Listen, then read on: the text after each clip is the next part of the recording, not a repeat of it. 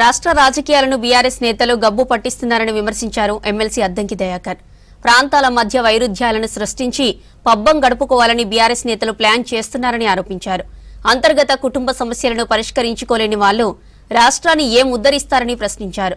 Farm house కు పరిమితమైన కేసీఆర్ కు ప్రతిపక్ష హోదా ఎందుకన్నారు.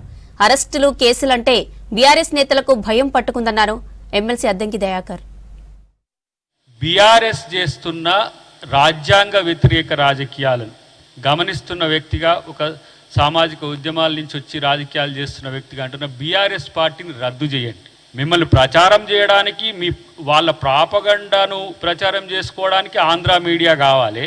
మళ్ళీ తెలంగాణ సెంటిమెంట్ రెచ్చగొడుతూ ఇలా తెలంగాణ అంటూ భారత రాష్ట్ర సమితి అని పేరు పెట్టుకొని వాళ్ళు తెలంగాణ అనే పదాన్ని ఎందుకు వాళ్ళ పార్టీ నుంచి తీసేసినరో తెలియకుండా మళ్ళా ఆంధ్ర తెలంగాణ సెంటిమెంట్ రగిలిస్తూ చేసేవాళ్ళు ఈ రాష్ట్ర రాజకీయాల్లో అవసరమా?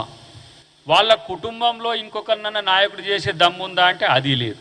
బావకిస్తే బామ్మార్దికి పంచాది, బామ్మార్ది బొమ్మ పెట్టిండని బావాలుగుడు, బావబామార్ది లేనా నేను లేనా అని చెప్పేసి బిడ్డ ఇప్పటికి ఏ పార్టీ తెలియదు, బీఆర్ఎస్ నుంచి ఉందో బీఆర్ఎస్ ఏతరంగా ఉందో తెలియదు. వాళ్ళ అంతర్గత కుమ్ములాటల్లో వాళ్ళ వల్ల రాష్ట్రంలో అశాంతి వస్తున్నది. ఫస్ట్ మీ కుటుంబ సమస్య పరిష్కరించుకోలేని దద్దమ్మలు మీరు రాష్ట్ర ప్రజల సమస్యలు ఏం పరిష్కరిస్తారా బాబు? కేసీఆర్కు నేను అన్ని పుస్తకాలు చదివినాడు, మొత్తం నా తలకాయ, బ్లడ్, శరీరము అసలు పైనుంచి కింది దాకా నేనే పెట్టినా అంటివి. ఈరోజు నీకు బనకచెర్ల ఇష్యూ నీకు జరుగుతున్నప్పుడు నీకు ఎందుకు తెలవలే? చంద్రబాబు చంద్రశేఖరరావు గారి భేటీలో అది కలవలే, తర్వాత జగన్ చంద్రశేఖరరావు గారి భేటీలో కలవలే, ఇప్పుడు రేవంత్ రెడ్డి గారు చంద్రబాబు గారి భేటప్పుడు మీకు ఇది బనకచెర్ల గుర్తొస్తున్నది. సిడబ్ల్యూసి సూచనల మేరకే ఈరోజు మీటింగ్స్ జరుగుతున్నాయి. లేని బనకచెర్లను తీసుకొచ్చి మళ్ళా ఆంధ్ర తెలంగాణ సెంటిమెంట్ రగిలిస్తున్న బీఆర్ఎస్ టీఆర్ఎస్ అనాలన్నా దాన్ని ఏమనాలను?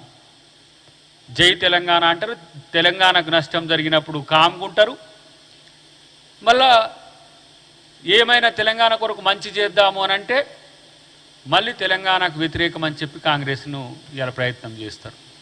ఇలా మేము రాష్ట్రాన్ని మంచిగా పరిపాలించుకోగలం, కానీ మీ వల్ల ప్రాంత విద్వేషాలు రెచ్చగొడుతున్నప్పుడు రాజ్యాంగబద్ధంగా ఏర్పాటైన పార్టీ ఇలాంటి ప్రాంతీయ అస్తిత్వాలకు ఇలా డిగ్రేడ్ చేసే విధంగా, డెఫ్యూజ్ చేసే విధంగా ఉన్నప్పుడు మీ పార్టీ ఈ రాష్ట్రంలో ఎందుకో ఆత్మపరిశీలన చేసుకోరు.